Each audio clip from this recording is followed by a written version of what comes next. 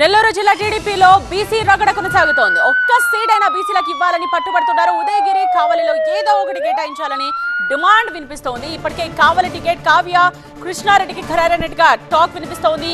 Udayagiri ticket కోసం కాకర్ల సురేష్, బొలినేని రామారావు పోటీ పడుతున్నారు. ఉదయగిరి సీట్ తనకి ఇవ్వకపోతే ఊరుకునేది లేదంటున్నారు బొలినేని. ఇద్దరికి కాకుండా బీసీకి ఇవ్వాలని కోరుతున్నారు. టీడీపీ క్యాడర్ నుండి వినిపిస్తోంది. ఇక నెల్లూరు జిల్లా టీడీపీలో బీసీ రగడ కాక పుట్టిస్తోందనే చెప్పాలి. టీడీపీ జనసేన తొలి జాబితా ప్రకటిస్తోన్న వేళ బీసీ కార్డును మరోసారి తెర మీదకు తీసుకొచ్చారు తెలుగు తమ్ముళ్లు. బీసీలు ఎప్పుడూ జెండాలే మోయాలా, టికెట్లు ఇవ్వరా అని ప్రశ్నిస్తున్నారు. బీసీలకు టికెట్లు ఇవ్వండి, గెలిపించి చూపిస్తామని ప్రతిజ్ఞలు చేస్తున్నారు. మొన్నటి వరకు వెంకటగిరి, కందుకూరు, కావలి, నెల్లూరు సిటీ సీట్లపై ఫోకస్ పెట్టారు టీడీపీ బీసీ నేతలు. ఈ 4 స్థానాల్లో ఏదో ఒకటి బీసీలకు ఇవ్వాలని డిమాండ్ చేశారు. అయితే ఇప్పుడు ఉదయగిరి, కావలిలో ఏదో ఒకటి బీసీలో కేటాయించాలని కోరుతున్నారు. సో మా ప్రతినిధి మురళి మరింత సమాచారం అందించడానికి లైవ్ లో అందుబాటులో ఉన్నారు. రైట్ మురళి, ఇప్పుడు డిమాండ్ అయితే మాత్రం ఒక ప్రాంతం నుంచి ఇంకొక దానికి మారినట్టుగా కనిపిస్తోంది. కానీ ఇప్పుడు టీడీపీ నేతలు ఎలా దీన్ని వ్యూహంలోకి మార్చి వాళ్ళకు అనుకూలంగా, లేకపోతే ఎవ్వరికి ఎలాంటి నష్టం కలగకుండా ఎలా చూపించబోతున్నారు ఇప్పుడు ఈక్వేషన్స్? నెల్లూరు జిల్లాలో సామాజిక సమీకరణాల వైసీపీ వేగాన్ని అందుకోవడంలో టీడీపీ వెనకబడిందని చెప్పాలి. తాజా పరిణామాలు మరింత ఇరకాటంలో పెట్టేస్తున్నాయి టీడీపీ అధిష్టానాన్ని. సో ఇప్పటికే 2014లో మేయర్ అభ్యర్థిగా మైనారిటీ వర్గానికి వైసీపీ అప్పుడు అవకాశం ఇచ్చింది. మేయర్గా కూడా ఎన్నికయ్యారు.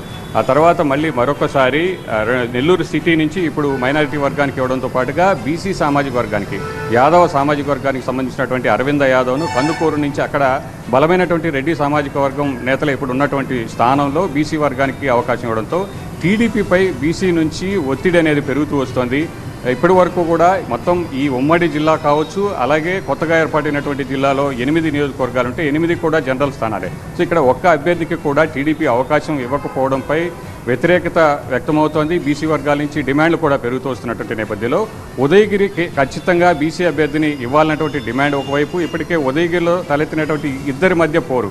ఈ ఇద్దరు కూడా అగ్ర సామాజిక వర్గానికి సంబంధించినటువంటి నేతలే ఉండడం, గతంలో వీళ్ళందరికీ కూడా అవకాశం ఇచ్చారు. రెడ్డి సామాజిక వర్గానికి కూడా ఉదయగిరి నుంచి అవకాశం వచ్చింది.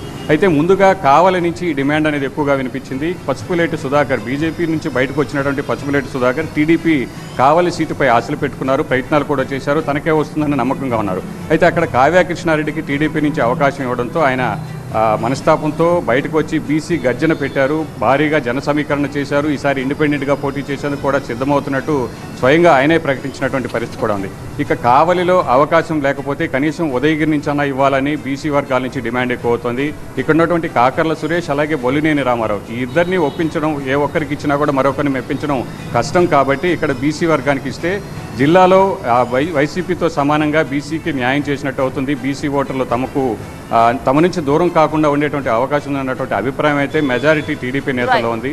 సో మరి ఉదయగిరి నుంచి అవకాశం ఇస్తారా, లేదా కావలిలో బీసీకి అవకాశం ఇచ్చి కావలి నుంచి కావ్య కృష్ణారెడ్డిని ఉదయగిరికి మార్చి ఏదో ఒక విధంగా న్యాయం చేస్తారా అనేది మాత్రం ఇప్పుడు చర్చ జరుగుతుంది. ఏం చేస్తుందో టీడీపీ చూడాల్సినటువంటి పరిస్థితి. థ్యాంక్ యూ మురళి, డీటెయిల్స్ అందించారు.